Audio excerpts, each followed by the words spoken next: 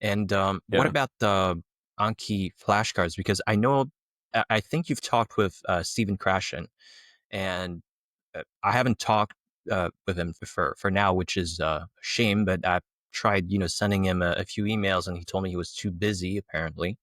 But Mm. I think if you asked him, should I do flashcards or should I just do input? He would probably say, and that's just my guess, that input is much more important, and you can sort of forget about the other stuff. What's your opinion on this in terms of did the specifically did Anki and flashcards in general, how helpful was this in terms of retaining vocabulary and learning new stuff?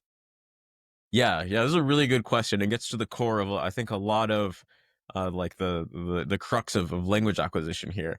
And ultimately, you definitely don't need Anki. You can learn a language entirely through comprehensible input.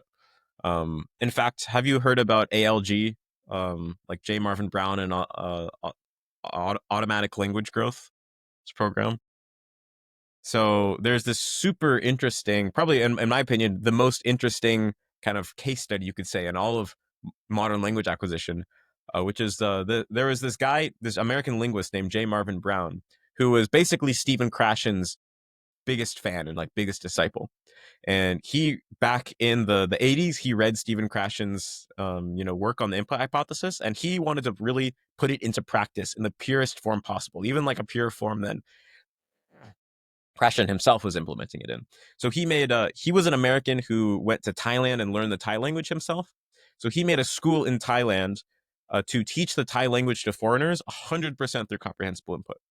So the way he figured out the best way to make it work was instead of having one teacher in front of a classroom, just kind of speaking into the void, which is kind of the first way the input hypothesis was implemented into a classroom, he had two native speakers that would interact with each other and would kind of do skits with each other. They'd use props, they'd use lots of visuals or draw pictures and things like this, and also sometimes interact directly with the students in order to make input comprehensible and engaging, even to people that were brand new to the language. And he had different levels where they would start off, assuming that you knew literally nothing. And then as your comprehension grew, the content would get gradually more difficult. And he actually forbids students from doing early output, and he forbids students from doing any study whatsoever, using any dictionaries whatsoever, asking any questions about the language. He really wanted it to be a pure comprehensible input approach. And what he found was that it actually worked really well. And students would improve very quickly. It took, and in his estimation, it took them about 2,000 hours of comprehensible input to reach fluency in the Thai language. And so it's not very well known, but it is very well documented if you go and look at it. And so learning about this really, it makes it clear beyond the shadow of a doubt. An adult can learn a language just like a child does, purely through comprehensible input and get amazing results.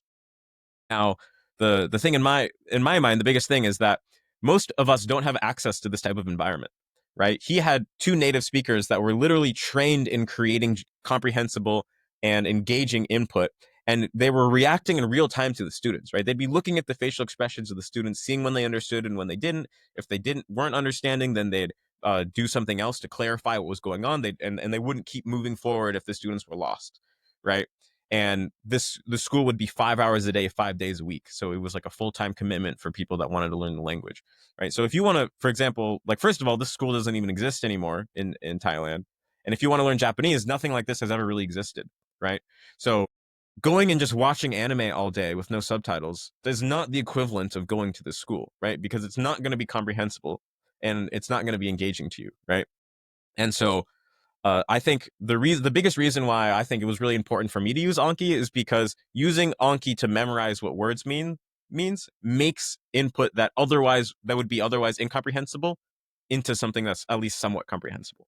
Right, right. And so if you're really just watching purely incomprehensible input, um, I mean, if it's truly incomprehensible, you're not going to acquire any language. So if you're just like listening to a Uh-huh. podcast in a language you understand nothing of, and there's no visual component, it's truly 100% incomprehensible. You can listen for a million hours. I don't think you'll ever acquire the language. Uh, when you're watching anime with no subtitles, it will be mostly incomprehensible, but some things will still be comprehensible because there's a visual component. You can see what's going on with the characters. Some things will be able to make sense. So I think you could just watch anime with no subtitles and eventually you would acquire the language, but it's going to Uh-huh. be very slow. It's not going to be efficient. It's going to be way slower than if you went to the school in Thailand, right, and had like ideal comprehensible input.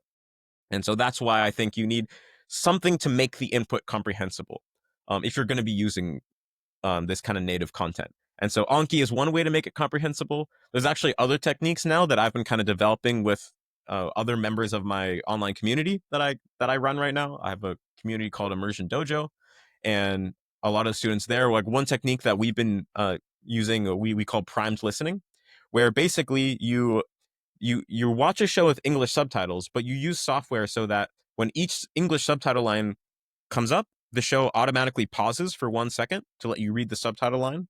Then it Okay. unpauses and hides the subtitle so that then you hear what was spoken without seeing any subtitle. But because you read what was said just a moment earlier, you have the meaning in your head, and now that subtitle line becomes comprehensible, at least in a sense, because you know roughly Okay. what's being communicated. And now that gives your brain more of a well, basically now you're feeding your brain a pair of meaning and language, which it can then your unconscious mind can use to start breaking, analyzing the language and like acquiring it. So that's one technique. You can also just do things like reading summaries of a show before you watch it. There's a lot of things you can do, or you can just watch shows that you can watch the dubs of shows in your native. You can watch shows that are dubbed in your target language, but you've already seen once in your native language. So there's a lot of things you can do to make native content comprehensible, but you need to probably do something if you want the learning to be efficient. And Anki is one very, very effective way to do that.